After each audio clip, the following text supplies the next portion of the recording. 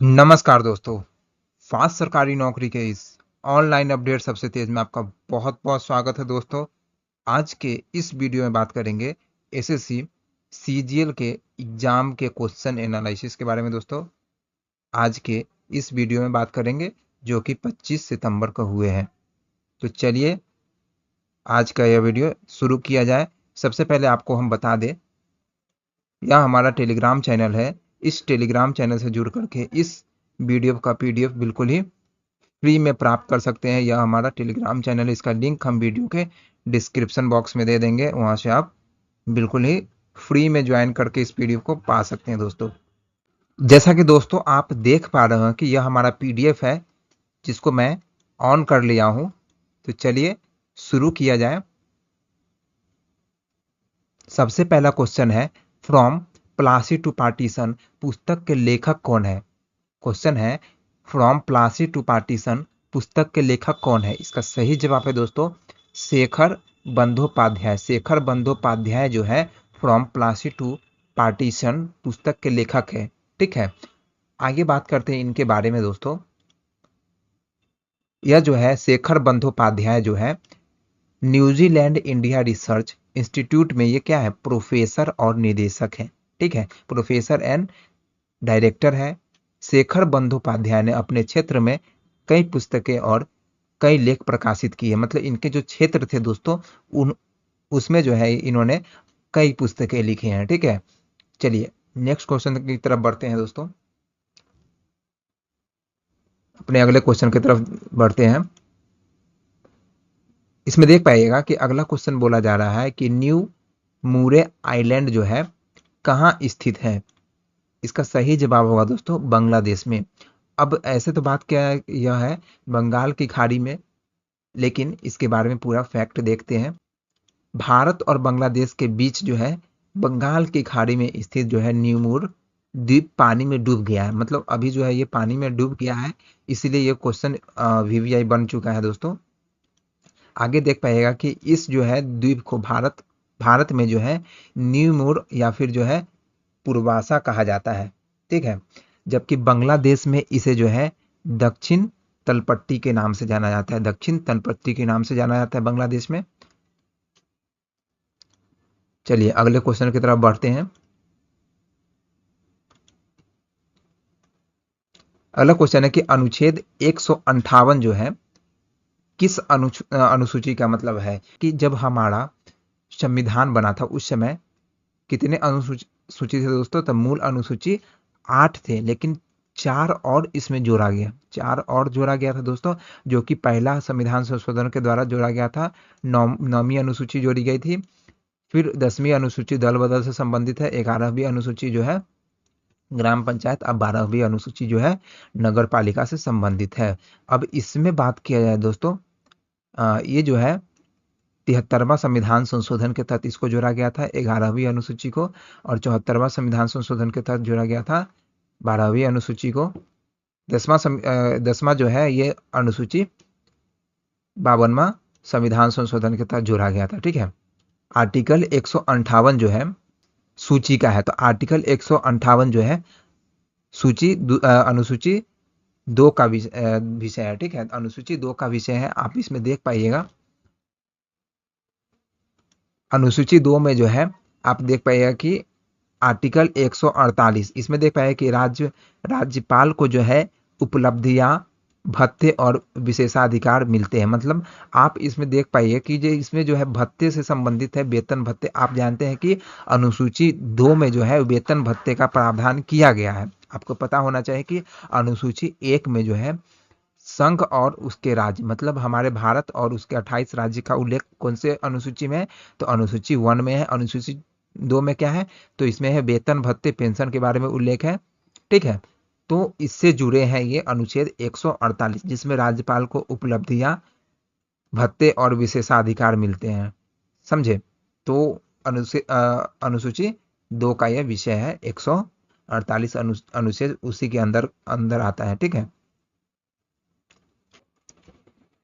देखिए एक बार हम लोग अनुसूची को रिकैप करने का कोशिश करेंगे।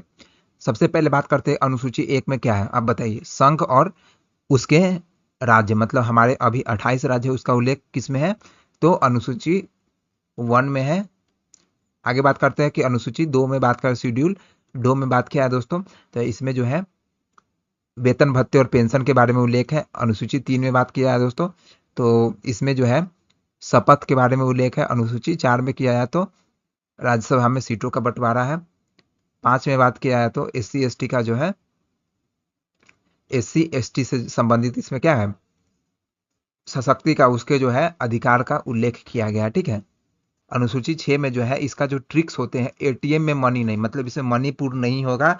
आपको बता देते हैं कि असम, त्रिपुरा, असम, ऐसे असम, एटीएम आपको बोले ना एटीएम, तो एटीएम में मनी नहीं, तो मणिपुर नहीं होगा, तो ए से असम हो जाएगा, टी से त्रिपुरा हो जाएगा, और एम से जो है मिजोरम या फिर मेघालय हो जाएगा, लेकिन इसमें मणिपुर नहीं होगा। उसके जो है जनजातीय प्रशासन का, वहां पर जितने भी जनजाति रह रहे हैं उसके प्रशासनिक व्यवस्था का उल्लेख किया गया। यही राज्य आ रहे हैं 4 जो है इसके, इसमें जो जितने भी जनजाति रहे उसके जनजाति का उल्लेख किया गया, ठीक है ना इसमें। अब बात करते हैं कि 7वीं अनुसूची में जो बात किया है, तो इसमें जो है इसमें 3 प्रकार के जो ये केंद्र और राज्य के बीच जो शक्ति का बंटवारा किया गया है, जैसे कि संघ सूची, राज्य सूची और समवर्ती सूची का उल्लेख जो है 7वीं जो है अनुसूची में किया गया है, ठीक है। 8 में जो है भाषा का उल्लेख है, 8 में क्या है, भाषा का उल्लेख है। 9 में जो है भूमि सुधार से संबंधित इसमें कानून है, और 10 में दल बदलू है, सबसे आसान होता है 10 में दल बदलू है, और 11 में क्या है, ग्राम पंचायत है, 12 में नगर पालिका है, ठीक है। तो ये हम लोगों ने थोड़ा सा रिकैप करने का कोशिश किया। चलिए अगले क्वेश्चन की तरफ बढ़ते हैं दोस्तों। अब देखिए, कुछ लोगों ने मुझे क्वेश्चन भेजा, उसमें कहा गया था, आप देख पाए कि मीराबाई चानू को जो है, उन्होंने जो रजत पदक जीता था, जिसको इंग्लिश में सिल्वर मेडल कहा जाता है, ठीक है ना। तो वो कौन से कब जीते थे, ये कौन से ईयर्स में जीते थे ये, तो 2014 इसका आंसर होगा, ठीक है। अगला है कोनेरू हम्पी, जो है ये संबंधित है वर्ल्ड रैपिड चैंपियनशिप से संबंधित है। अगला इसमें क्वेश्चन पूछा गया था कि जो चाइल्ड वर्किंग बिलो 14 ईयर्स, मतलब 14 साल से कम आयु के बच्चे को काम करवाना, ये आर्टिकल 24 में है।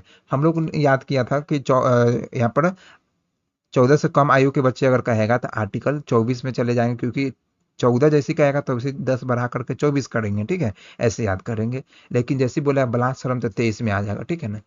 चलिए आगे बढ़ते हैं। आप देख पाइएगा कि इसमें बोला गया कि 2005 में जो है कर्नाटक रत्न अवार्ड जो है किसे मिला था। इसमें सही जवाब इसका क्या था, भीमसेन जोशी जो है इसका सही जवाब है। टोटल 5 ईयर प्लान जो है 1990 तक कितने हुए, तो 1990 तक 7 5 ईयर प्लान हुए। इसके पूरे डिटेल एक्सप्लेनेशन के बारे में बात करेंगे। हमारा जो 5 ईयर प्लान था वो 1951 से स्टार्ट हुआ था, ठीक है ना। इसमें जो है अवकाश, पहली बार अवकाश जो आया था 1966 से लेकर 1966 से लेकर के 1969 तक के बीच में 3 सालों का गैप आया था, पहली बार ही आया था, ठीक है ना। उसके बाद 2 साल का गैप अगले आया था, अगले बार मतलब 2 साल का गैप आया था 1978 तक। तो एक जो चला था, आगे जो चला है आपको बताते हैं। 66 के बाद जो है 3 साल का गैप हो गया, और 66 के बाद जैसे 3 साल का गैप हो गया, तो उसके बाद अगर बात किया है तो 69 से 74 तक फिर चला, 69 से 74 तक चला, 5 साल तक चला। फिर 74 से 78 तक चला था, 74 से 78 तक चला था ये। उसका 2 साल का गैप आया था, ठीक है, 2 साल का गैप आया था। तो इस तरीके से चल रहा था, ठीक ना। चलिए इसके बारे में डिटेल्स बात करेंगे। अब आगे बात करते हैं कि इसमें कहा गया है अगला कि फ्रॉम प्लासी टू पार्टीशन पुस्तक के लेखक आपको तो ऊपर बताए ही हैं, शेखर बंदोपाध्याय है। और विटामिन B12 है, विटामिन B2 है, इसके जो है स्कारसिटी से कौन सा रोग होता है, ठीक है ना। ये सब क्वेश्चन इसमें ऐड किया गया है। आगे इसमें देख पाएंगे कि केमिकल नेम जो पूछा गया है C9H2O का क्या नाम है, तो इसका सही जवाब होगा नॉनेन। आपको बता दें कि C9 है, तो 9 का मतलब होता है नॉन, ठीक है ना। 9 का मतलब नॉन, हम लोग पढ़े, पहले होता है मेथ, उसके बाद ईथ, उसके बाद प्रॉप, उसके बाद ब्यूट, उसके बाद पेंट एक्स, मतलब इसमें 9 है तो नॉन होगा। और इसी C5 रहेगा तो इसमें पेंट से स्टार्ट होता है, ठीक है, ऐसे होता है। अब आगे इसमें देखिएगा कि न्यू मूरे द्वीप जो है, न्यू मूरे द्वीप जो है कहाँ पर है? तो ये बांग्लादेश में है, आपको बताए भी थे ऊपर। उसके बाद राज्यपाल से संबंधित जो है विधानमंडल, इसमें अनुसूची पूछा गया था, ठीक है ना। तो अनुसूची 4 का विषय है ये, ठीक है। इसमें बोला भी गया, नीचे देखिएगा किसी ने लिखा कंफ्यूजन है इस क्वेश्चन में। तो कंफ्यूजन की कोई बात ही नहीं है। आपको डाउटफुल यहाँ लिखा है ना, कमेंट किया था कि डाउटफुल क्वेश्चन था, इस तरीके से मुझे मैसेज किया, ठीक है। अगला क्वेश्चन की तरफ बढ़ेंगे हम लोग बिना देर किए।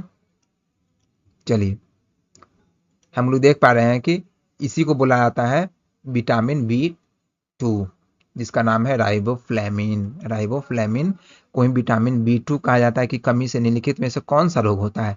तो आपको बता दें कि विटामिन B2 की कमी से जो है, पहला ऑप्शन दिया पेलेग्रा होगा नहीं, स्कर्वी होगा नहीं, बेरी होगा नहीं। इसका सही जवाब क्या होगा? ओस्ट विदरन। ओस्ट विदरन जिसको किलोसिस कहा जाता है, जिसको किलोसिस भी कहा जाता है दोस्तों। तो इसका सही जवाब होगा ऑप्शन 4, ठीक है। इसका सही जवाब क्या होगा? ऑप्शन 4 इसका सही जवाब होगा। विटामिन B2 की कमी से जो है किलोसिस होता है, जिसको हिंदी में शुद्ध हिंदी में बोला जाता है ओस्ट विदरण, ठीक है। चलिए इसके बारे में देखते हैं। राइबोफ्लेविन की कमी से जो है ओस्ट विदरण होता है, ठीक है। ओस्ट विदरण कटे और फटे होठ है, ठीक है ना। ये जो है कटे फटे होठ जो होते हैं उसी को ओस्ट विदरण कहा जाता है। इसका मतलब यही हुआ। ओस्ट विदरण जो है एक सूजन वाली जो स्थिति है, जो मुख के कोने पर सूजने वाले लाल धब्बे का कारण बनती है, ठीक है। मुंह पर जो होता है ना, मुख के कोने पर जो है लाल धब्बा सा हो जाता है, जिससे जो सूजन टाइप का होता है, ठीक है।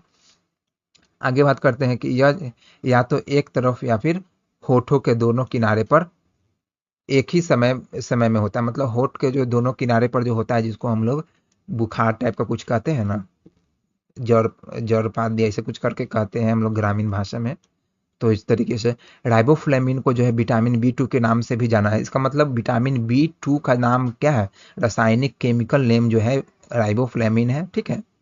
अब इसमें आगे बात करेंगे कि यह जो है किस किस चीज से मिलती है।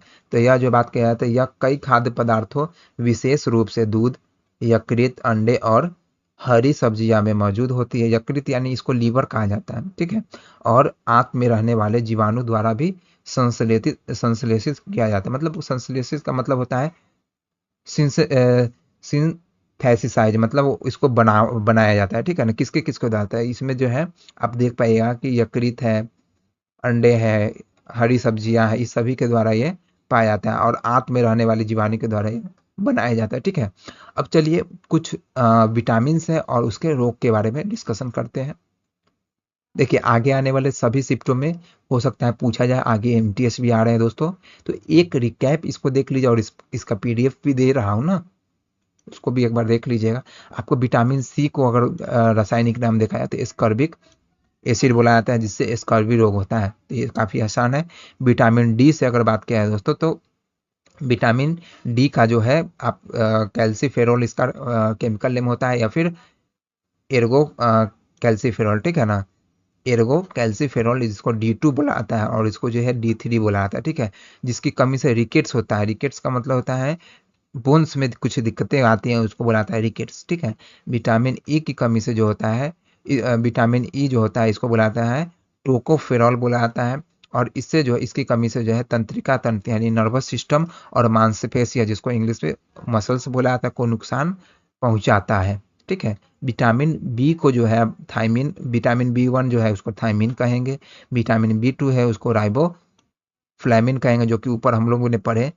विटामिन B3 को नियासिन कहेंगे। विटामिन B5 को जो है, अब B5 है, 5 का मतलब होता है पेंटा, तो इसी से रिलेटेड इसका नाम है पेंटोथैमीन है। उसके बाद B6 से आप देख पाएंगे कि पायरिडॉक्सिन इसका नाम है। B6 का नाम क्या है? पायरिडॉक्सिन। और B7 का बायोडॉक्सिन। B12 का है साइनोकोबालामिन, ठीक है ना। B12 का क्या नाम है? साइनोकोबालामिन। और इन सभी से जो है विटामिन B1 से कमी से क्या होता है? बेरी, ठीक है। और विटामिन B2 की कमी से जो होता है किलोसिस होता है, ठीक है। विटामिन B3 की जो कमी से पेलेग्रा होता है। विटामिन B6 और B12 मतलब 6 दूना 12, दोनों को मिलने से एनीमिया होता है, जिसको खून की कमी भी बोला जाता है। ओके, चलिए आगे हम लोग देखेंगे। अगला क्वेश्चन बोला गया कि बलात्सरम या फिर जो है बेगार भारत के संविधान के निम्नलिखित में से किस अनुच्छेद में उल्लेखित है, मतलब उल्लेख किस में मिलता है, बलात्सरम से संबंधित। तो अनुच्छेद 23 में जो है इसका उल्लेख मिलता है, अनुच्छेद 23 में बलात्सरम से संबंधित उल्लेख मिलता है। ऑप्शन डी इसका सही जवाब होगा। और बात कहते 6 से 14 मतलब 14 वर्ष से कम आयु के बच्चे को जो है फैक्ट्री में लगाने से, मतलब खतरनाक फैक्ट्री में लगाने से निषेध, वो आर्टिकल 24 में है। ठीक है, अब इसमें देखा जाए आर्टिकल 23 में, इसमें जो है आर्टिकल 23 के अनुसार मानव तस्करी और बेगार मतलब बिना पैसा के काम कराना या फिर मानव को बेचना, व्यापार करना। ठीक है, अन्य जो है समान प्रकार के बलात्सरम निषेध किया गया। इसमें इस प्रावधान का जो है कोई भी उल्लंघन कानून के अनुसार दंडनीय अपराध होगा, मतलब इसका कोई भी अगर उल्लंघन करेगा तो कानून के अनुसार उसको सजाएं मिलेगी, दंडनीय अपराध है ये। ठीक है, आगे इसमें बात करते हैं कि अनुच्छेद 16 में कहा गया है, इसमें जो है सार्वजनिक जो होते हैं रोजगार के मामले इसमें आते हैं। ठीक है, सार्वजनिक यानी सरकारी नौकरियां से संबंधित अगर बात की जाए तो अनुच्छेद 16 में आते हैं। अनुच्छेद 17 में जो है अस्पृश्यता का अंत, इसमें मतलब अस्पृश्यता मतलब डिस्क्रिमिनेशन आते हैं। अनुच्छेद 19 में अगर बात करें वीवीआई होते हैं, अनुच्छेद 19 में हम लोग देखते हैं।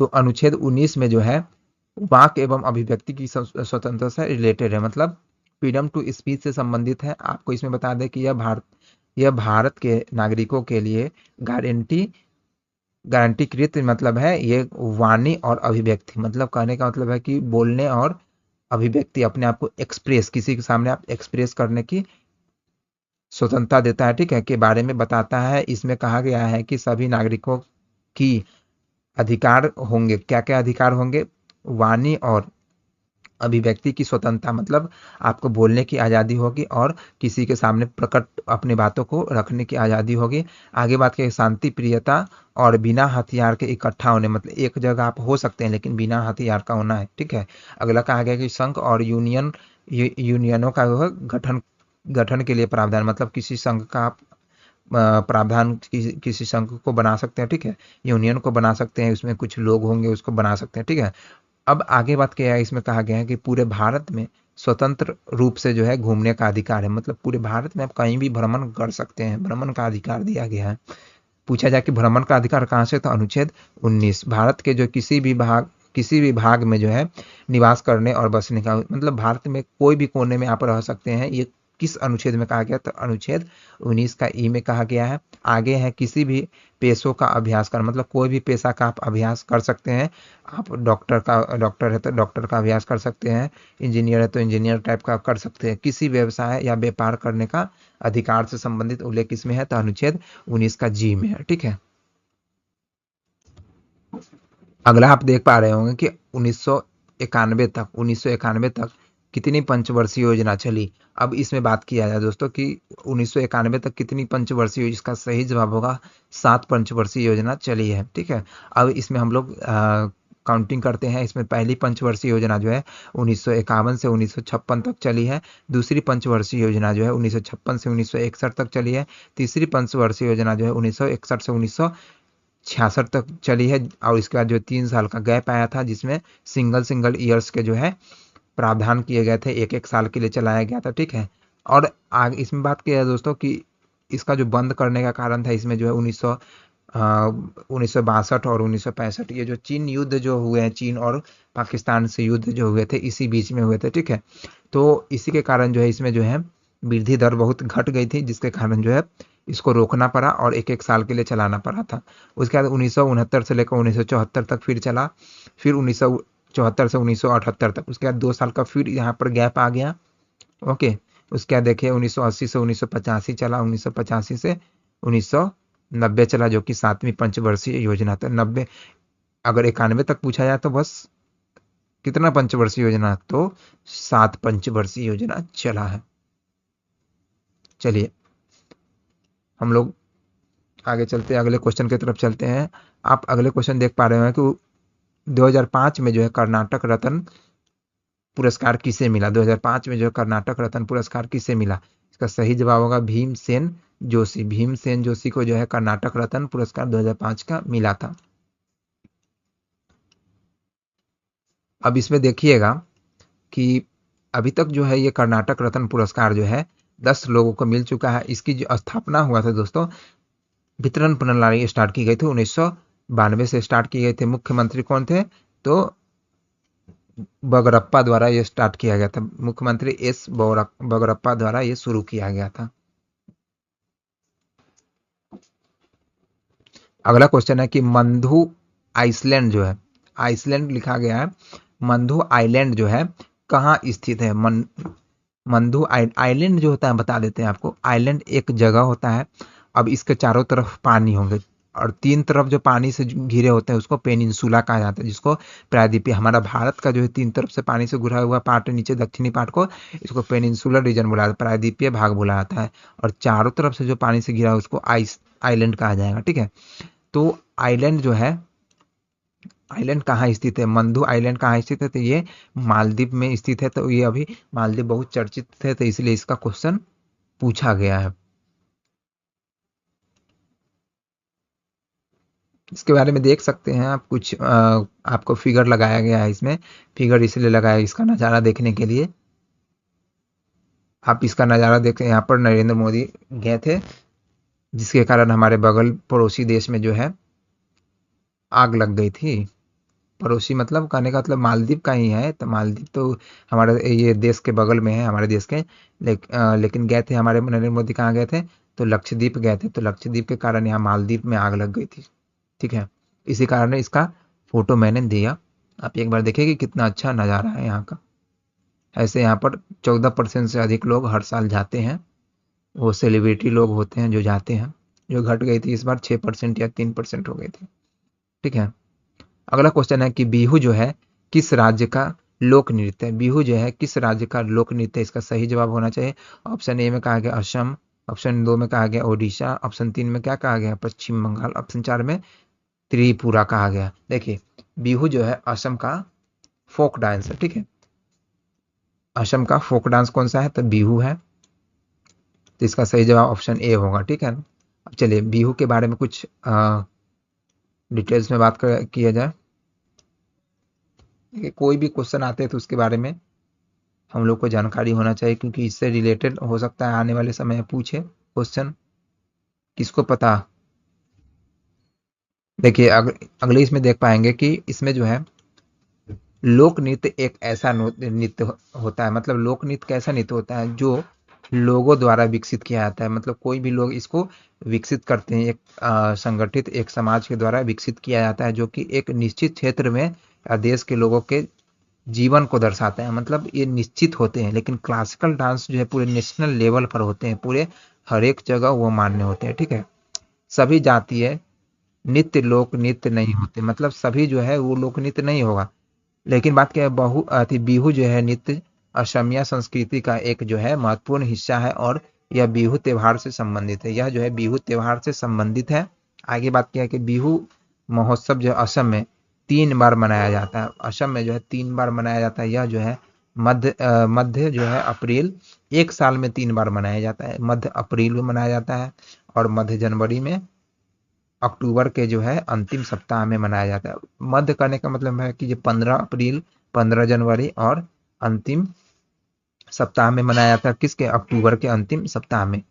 आगे बात करते हैं, इसमें देख पाएंगे कि युवक और युवतियां समूहों में जो है बिहू नृत्य करते हैं, और नृत्य शैली में जो है तेज कदम और तेजी से हाथ हिलाने की विशेषता है। मतलब तेजी से हाथ हिलाने की विशेषता है, जैसे हेलो करते हैं तो उस तरीके से है। ठीक है, आगे बात करते हैं कि नर्तकियों की जो है पारंपरिक वेशभूषा, जैसे कि मतलब इसमें बात क्या है कि रंग बिरंगी और लाल रंग की जो थीम पर केंद्रित है, लाल रंग की थीम पर केंद्रित है, जो कि जो है खुशी और उत्साह का प्रतीक है। ठीक है, बिहू जो है नृत्य का आविष्कार जो है असम के जो है बोडो, बोडो जो है वहाँ जनजाति है। ठीक है, असम की जनजाति है बोडो जनजाति, उसी के द्वारा यह विकसित किया गया है। आगे इसमें देख पाएंगे कि यह जो बोडो है, कचारी है, आदिवासी समुदाय ने किया था। इसका विकसित किसने किया था? तो बोडो ने किया था, कचारी आदिवासी समुदाय ने किया था। आगे इसमें बात किया, असम की जो राजधानी है वो दिसपुर है। असम के वर्तमान जो है मुख्यमंत्री जो है सर्बानंद सोनोवाल है। सर्बानंद सोनोवाल असम के वर्तमान मुख्यमंत्री है। और इसके जो राज्यपाल बात किया है तो इसमें बात किया है कि राज्यपाल कौन है? जगदीश मुखी है। ठीक है, राज्यपाल जो है जगदीश मुखी है। इनके ये एक प्रोफेसर, इसलिए इनके आगे प्रोफेसर लगा हुआ है। तो प्रोफेसर जगदीश मुखी है। विश्व का जो है सबसे बड़ा नदी द्वीप जो है माजुली। माजुली जो है इसमें देख पाए कि जोरहाट के पास ब्रह्मपुत्रा नदी पर है। ये जोरहाट के पास जो है, जोरहाट एक जगह है, माजुली द्वीप जो है विश्व का सबसे बड़ा नदी द्वीप है। ठीक है, ये ब्रह्मपुत्रा नदी पर है। चलिए और भी डांसेस के बारे में देखते हैं और उसके राज्य किस राज्य से संबंधित है इसको भी देखते हैं। कालबेलिया जो है राजस्थान से संबंधित है। कालबेलिया कहाँ से संबंधित है? राजस्थान से संबंधित है। इसको देख पाएंगे आगे। ये जो है बिहू का जो है ये नज़ारा आप देख पाएंगे कि लाल रंग का यहाँ पर सभी लोग पहने हुए हैं और हाथ उठा कर देख रहे हैं ना, ये इस तरीके से कर रहे हैं। और इसमें जो है तरह तरह के ये रंगोली टाइप का बना हुआ है। ये है बिहू का जो है ये छवि है, पिक्चर्स है। आगे इसमें देख पाएंगे कि असम के जो और भी सारे नृत्य हैं, इसमें देख पाएंगे कि बिहू है, कैनो है, खेल गोपाल है। खेल गोपाल, कली गोपाल सभी है असम के ही हैं। उसके बाद है तवल चुंगली है, उसके बाद रास लीला है। आगे बिहार में देखा जाए दोस्तों तो बिहार में आपको बात किया था, इसमें जटा जाट जाटिन है, जिसको जटा जाटिन लिखा गया है, लेकिन इसको जाट जाटिन कहा गया है दोस्तों। आगे देख पाएंगे कि यात्रा नाटना, इसमें ये बिहार का ही है। उसके बाद है जदूर है, उसके कर्मा है, छऊ है। उसके बाद छऊ के बाद है समो कचवा है, समो कचवा है, कठपुतली है, झिहिया है और बखो है। ये सभी जो है बिहार के जो है फोक डांस है। आगे जम्मू कश्मीर को देख पाएंगे कि VBI जो है सबसे रऊफ जो है जम्मू कश्मीर के हैं। ठीक है ना, रऊफ शायद एक भेड़िया भेड़िया जनजाति भी है, ये पहाड़ी इलाका के होते हैं। और हिकत जो है ये जम्मू कश्मीर का ही है। ठीक है, उत्तर प्रदेश का बात किया तो रासलीला जो उत्तर प्रदेश का है, नौटंकी उत्तर प्रदेश का, कजरी नौटंकी सभी उत्तर प्रदेश का है, थोड़ा और छपेली, थोड़ा छपेली, रासलीला, कजरी नौटंकी ये सभी उत्तर प्रदेश के हैं। केरल की बात किया है दोस्तों तो केरल के हैं कैको टिकली और ये देखा जाए कि कलियट कलियट्टम जो है ये सभी केरल का है। और टपटी टपटी कली जो है ये सभी केरल का है। ठीक है, राजस्थान की बात किया है, राजस्थान के बात किया है, इसमें देखा जाए तो गिन्नद है, सुशीनी है, उसका चक्री है, झूमा है, गंगोर है, झूमा गंगोर ये जनजाति में, गंगोर जनजाति में, झूलन झूलन लीला है, तोरह तोरह ताल है, मतलब इसको 13 ताल भी बोला, 13 ताल है। और ये 13 ताल को मतलब जो है 2010 में जो है विश्व विरासत में शामिल किया यूनेस्को ने। आप इसमें देख पाएंगे कि कुनाल है इसमें। आगे देख पाएंगे गिद्दा जो है, गिद्दा जो है भांगड़ा और गिद्दा ये पंजाब का है। गिद्दा जो है महिलाओं के द्वारा किया जाता है, भांगड़ा जो है पुरुष के द्वारा किया जाता है। हरियाणा के जो देख पाएंगे कि झूमर है हरियाणा का, और गागोर है, रासलीला है, खोरिया है, फाग है, गुगा है, डाफ है, धाम है और एक है लूर। ये सभी जो है हरियाणा के फोक डांस है। अगला देख पाएंगे पश्चिम बंगाल में, सबसे पहले इसमें लामा है, जात्रा है, काठी है, छऊ है। छऊ जो है ये क्लासिकल डांस में इसको ऐड किया गया है, 9वां नंबर का है ये। उसका बाद कीर्तिन है और बाऊ है। ये सभी जो है फोक डांस थे और अलग अलग राज्य के हैं ये। तो आज का यह टोटल क्वेश्चन थे दोस्तों। कैसा लगा आज का डिस्कशन? अगर अच्छा लगे, थोड़ा भी अच्छा लगा दोस्तों तो लाइक करिएगा, शेयर करिएगा दोस्तों। वीडियो समाप्त करते हैं, तब तक के लिए जय हिंद।